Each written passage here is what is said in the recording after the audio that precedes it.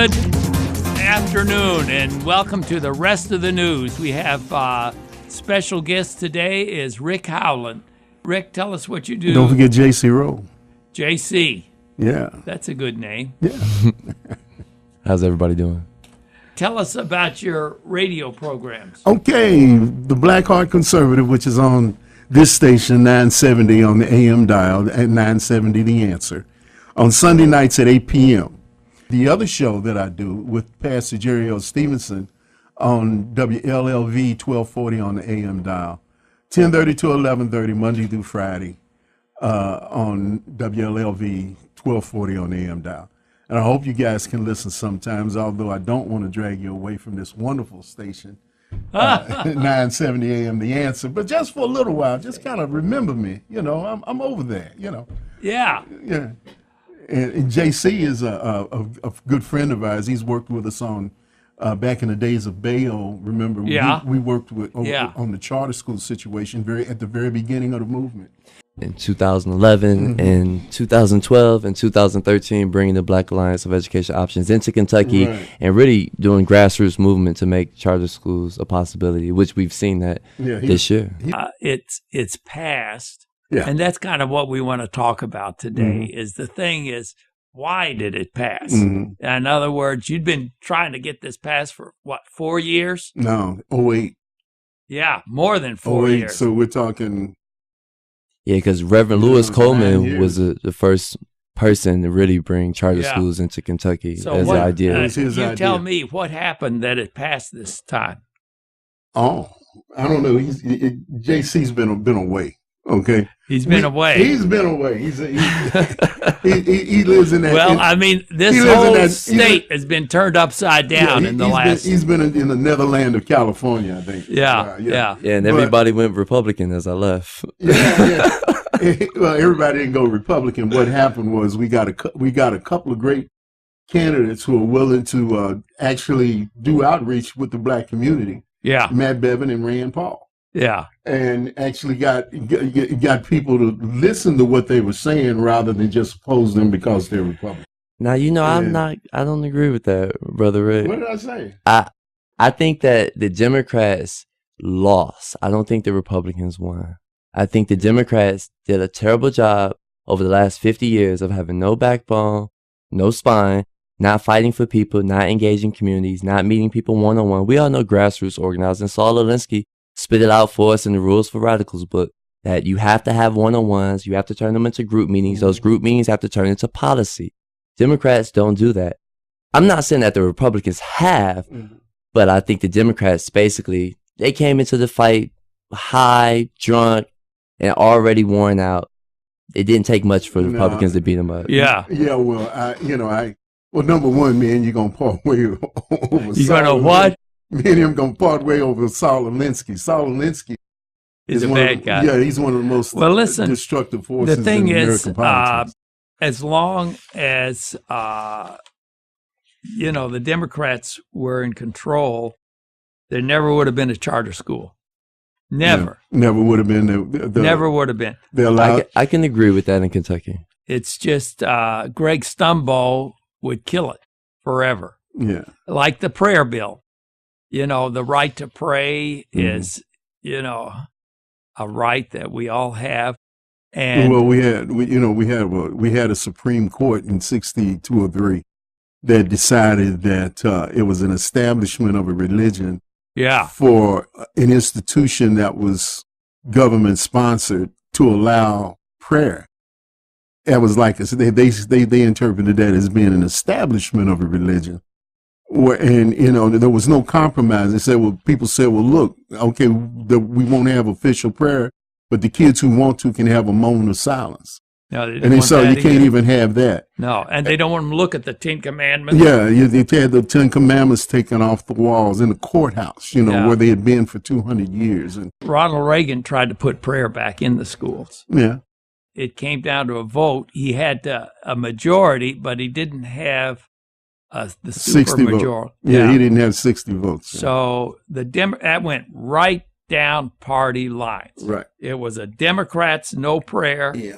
and the Republicans not. It wasn't perfect, But I don't know. We made some progress on some things that have been that conservatives have looked at as being important for years.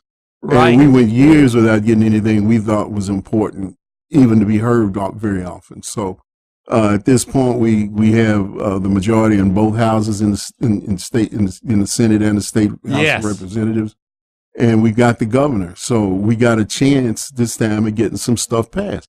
And we still didn't get the charter school law that we really wanted. You know, there's a lot of stuff that the Democrats were able to shave out of it. Yeah. So it's not, even though we got the majority, we don't have sometimes we don't have a working majority because we got some rhinos. It's a lot better than it was before. Yeah, hey, we got a bite at the apple, man. We're going to continue on. Yeah, and laws are meant to be improved upon from a state perspective, right? Exactly. Yeah. You get it passed and It's you a build start. upon that. You come back and get next year. And you fix You fix it. Yeah. That's right. At least 1/3 of black voters believe in lower taxes, Mm-hmm. more jobs for everyone, Mm-hmm. a strong national defense, Mm-hmm. opposed to killing babies, Mm-hmm. and support school choice. Is that true? I would think it is for two reasons. At least a third. Yeah. For this reason, in the state of Kentucky, a third of the electorate is, I don't know what that buzzing is, but anyway, at least a third of the electorate is Republican or conservative. Yeah. And to me, that would carry over even across racial lines. Because not everybody's going to vote based on color, complexion. The party my mom and my daddy belong to. There are going to be some people that are going to be thinking on their own. Thinking about the principles that they believe in. When election day comes, Mm-hmm. they don't vote for those. They vote only 5% instead of only 5% of African Americans here in the most recent elections vote Republican. Yeah. Well, conservative and Republican is not the same thing, though, right? You have a lot of black people in the South that are conservative because of religious beliefs or family orientation, just being, that strong Southern foundation. But when it comes to want to have health care, want to have jobs, not having children being harassed by the police, those aren't things that the Republicans have historically really defended or protected. And so black people vote on policy, and that's not something you hear a lot. Everybody think black people vote based on color, but black people vote on policy. We know who's being harassed, who's not being harassed. We know who has health care, who doesn't have health care, and that's a big deal. But when it comes down to the voting, you're not voting. We're voting conservative. We may be conservative as heck, but when it comes down to voting for people that the most dangerous thing that's affecting us right now is America's abortion policy. 50% of the birth rate of African Americans is going down some food processor, that sits in the sink at an abortion clinic.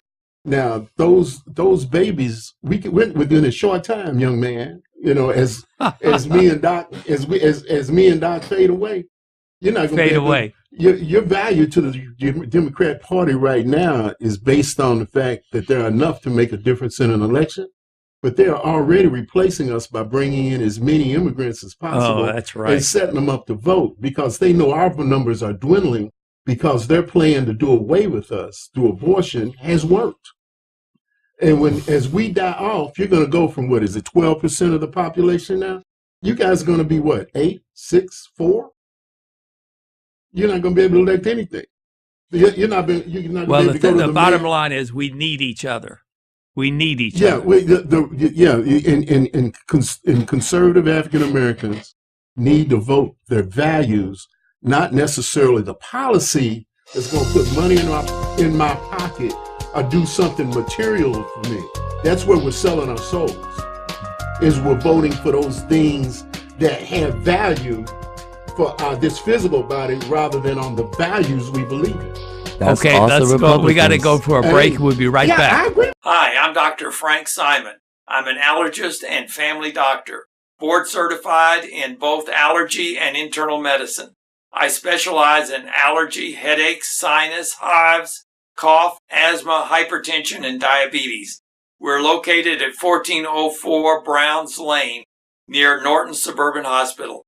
Our phone number is 895-5088. We can see you tomorrow. JC, bro. Now, let's talk about Martin Luther King. I'm sorry I laughed, Jason. It's all good, Brother Rick. What about Martin Luther King? Was he a Democrat or a Republican? I mean, I'm trying to figure out the relevance of that question. Martin Luther King said before he died that I fear I may have integrated my people into a burning house. Yeah.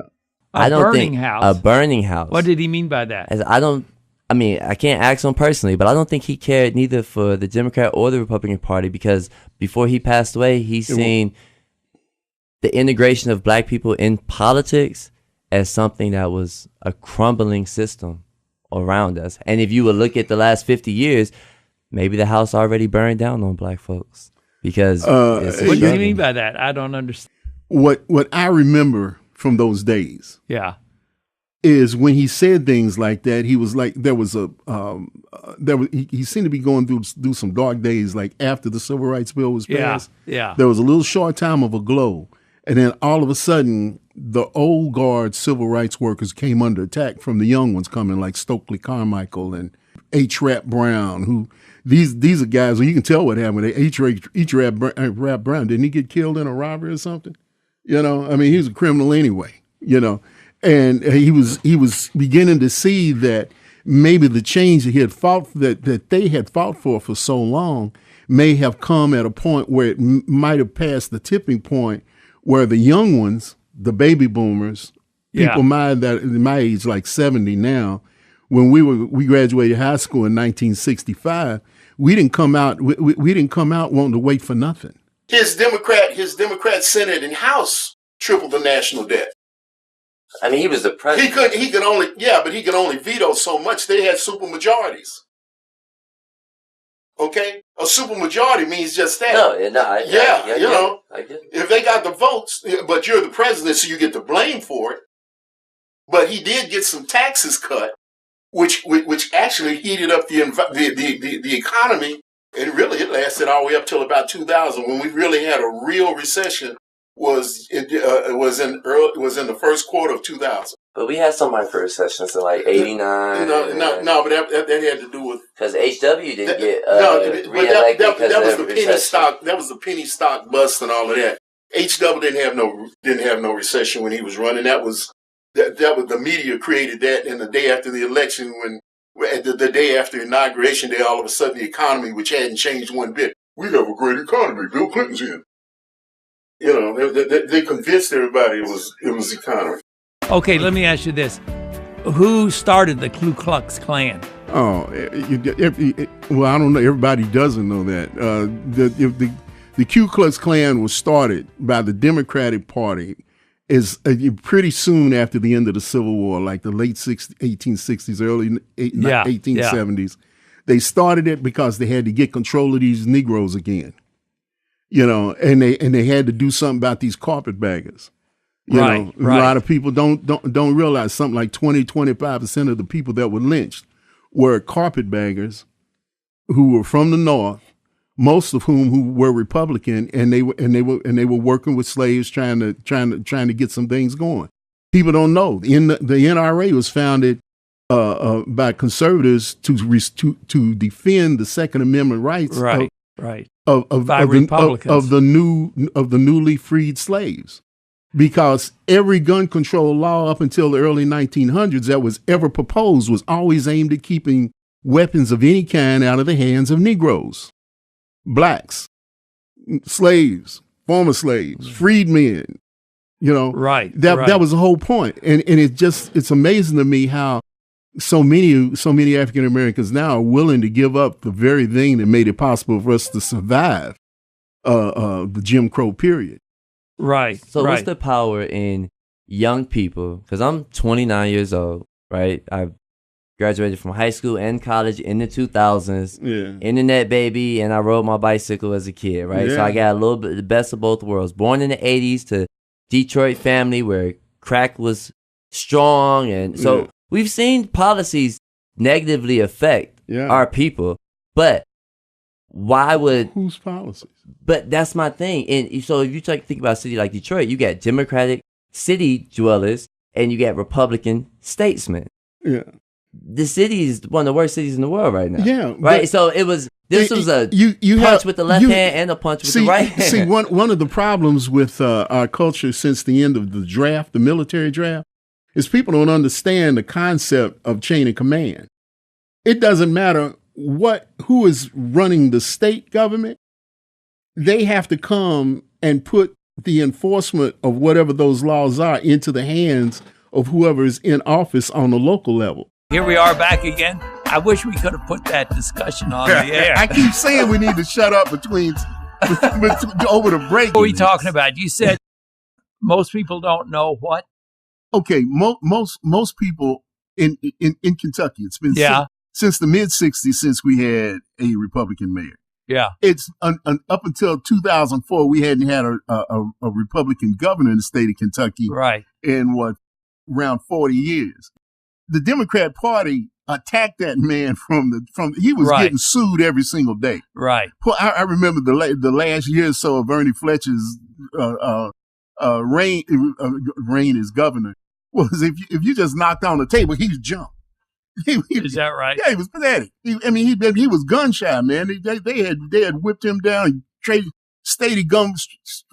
Stumbo had how many of his young assistants when he came into office? Okay, but what were you talking about? So we haven't had any difference in governance in 50 years in the state of Kentucky. Right.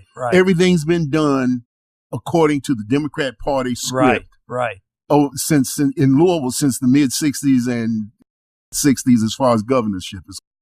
Most of the state offices have always been controlled by Democrats. Right. So there's only one way of doing things. If you want to get anything done in the state of Kentucky, you have to go and you have to deal with the fathers of the Democrat Party. You have to go with your hat in hand to the mayor. The only one way that you can get anything done is get their approval, and you got to get your money from them, and you got to guarantee them votes. This, that, and the other. West Louisville has not had any progress in 50 years. Right. Because the same policies that operate all over the rest of the city, for some reason have not operated that way in West Louisville. Variances, being able to get your businesses started, being able to get loans, whatever. Yeah. But slowly but surely, the businesses that were there either went out of business or trickled out of the community. Right. To the point where the only businesses we can have in West Louisville until a couple of days with this passport thing were convenience stores selling chicken and beer, dollar stores, and family dollar stores. Maybe a gas station every once in a while. I think there's one on Wilson Avenue out by the park. There's one on Kroger at 28th and Broadway. So send that, Brother Rick. We can't see the 50 years as young people. Yeah, right? You can see it almost like it's a bubble that was placed into your universe. But all for I gotta us, do is we live in the bubble. So we're not thinking that as young people, it's like, I'm living by Democratic policies or Republican policies. The air you breathe. Exactly. So I'm living in a society where politicians don't care about me, so I don't care about politicians. That is the young person's mantra. So it's not Democrat or Republican. It's life. What Republicans have to do if they want to convince minorities that they have a different way of doing things, therefore, let us do things a little differently. You'll see the benefit once we get some things moving. But it is required. The school system doesn't teach economics anymore. The school system doesn't even teach American history anymore. Right. They don't teach history, period. That's what I'm saying. So rather than the Republican Party come down and say, this is our platform and this will change our life. Yeah. It can't be done that way. You've got to come down and you've got to, maybe get where someone will allow you to teach you, get an opportunity to teach an economics class in a church sometime. Now, the thing is, Hillsdale College has a free constitutional course that they offer over the internet. Yeah. Maybe we can get some churches in West Louisville to begin to teach what the Constitution even says, because most black folks never read the Constitution. Right. They wait for me to quote it. Let JC say something. I'm sorry. No, you good, Brother Rick. I'm listening. I thought you had something to say first, Dr. Simon. I do, but I'm going to let you go first. No, go ahead, speak your piece. we passed Senate Bill 17, put prayer back in Kentucky schools. Yeah. Okay. Mm-hmm. So we got the courses. We got creation science. We got American history, all of the important things that have been censored out because can now be in some way or the other. Okay, so through Bible clubs and so forth. Exactly. Not through school curriculum. No. Yeah. Okay, so we're trying to find young people that can take this material, go to the principal, and get a time slot. Well, we've been trying for about 3 weeks. To get some but young yesterday, we got one. A young person. A young person. He said, yeah, I'll do it. Okay. Guess what his race was. He's only one race, but guess what? He was a black man. Yeah. Okay. I tell you, Doc, there's a whole lot that says something. Well, look, we pray. Like, nobody's against prayer, but I don't. Okay, I'm not against prayer. Okay. And I don't think that it makes sense for people to be against prayer. Like, if you don't pray, good for you. If you pray, good for you. But from a policy perspective, that's just, like, as a young person, you're like taking my heart and you're just rinsing it out with like oatmeal and grits. Like, what does this have to do with my life? Like, I can pray with my mama. I can pray with my daddy. If I like my teacher, I can ask my teacher. I did that. I went to military high school, Fort Knox High School. Teach, can we say a prayer? I'm going through some stuff. That's never been a problem as an individual if you're seeking the Most High, you can do that. You don't need policy to tell you can seek the Most High. Yeah. Now, what has been censored from our community, let me finish this point because that was just my setup. What has been censored from the black community are black men. You giving praise to this young black male that wants to pray. Yeah. Where's his father? Where are the fathers in our community? Yeah. That's a policy position that we need to deal with because the policies in place have counties like Greene County, Christian County, Cook County, name a county that's got 3%, 6% black people. The prison population is 20 to 40%. All over the state of Kentucky. So our state police or our local police or county police, somebody is targeting black men and taking us out. And so you talk about censorship. I'm not worried about prayer being censorship if my father was censored from my house. Okay. Now, let me just say one thing. He's got a point there, yeah. No. The thing is, there wasn't a crime problem until they took prayer out of school. He can't remember that. I would say there was a crime problem when they took fathers out of the house. That was always okay. You keep a father in the house, that kid not going to be committing too many crimes. But that was okay. So you got they took God out of our public schools. That's when we had the crime. That's when we started the crime epidemic. That's when we started the drug epidemic. That's when we started the. You know what kept me from drugs, Dr. Simon? My father, my military father. With all of his muscles and his deep voice and his power, seeing him wake up at 4 a.m. every day to go to PT, serving in 3 different wars, working his butt off to make sure that we had a life to be lived and to enjoy. Right. You know, my mom was mentally ill, and yet my dad did whatever he could to help take care of her. And when she couldn't take care of us, we had to take on that responsibility ourselves. So that kept me away from drugs. Having my father present saying, you're not going to bring no drugs in my house. You're not going to bring no women into my house. You're not going to bring no drugs and dice games into my house. And I would submit this to you. I would submit this to you. Okay. The prison policy we have right now has only recently recently begun to be in a position where someone can control it that isn't a Democrat. That's right. Did you just blame the whole prison industrial complex on Democrats, Brother Rick? You know. All right. You know, people don't like some people don't like. Okay, people don't like. We got to stop for a break. We'll be right back. We're back again, and the number to call in if you want to be on the program real quick is 571-0970. Now, JC, tell us about the 13th Amendment. So, the 13th Amendment is a very historic amendment. There's a movie on Netflix actually called 13th. It's a documentary talking about the freeing of what we call now African-American people, so-called Negroes, enslaved Africans, whatever you want to call us. Some people even identify us as the Hebrews of the Bible. But the 13th Amendment freed these people from slavery. It also, and I think Brother Rick is going to pull up to maybe even read a piece out of it, allowed for people to be put back into slavery based on certain crimes that they break.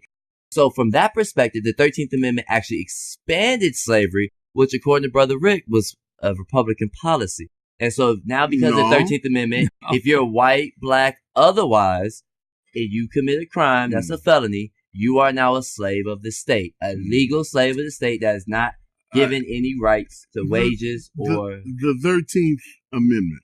Section 1.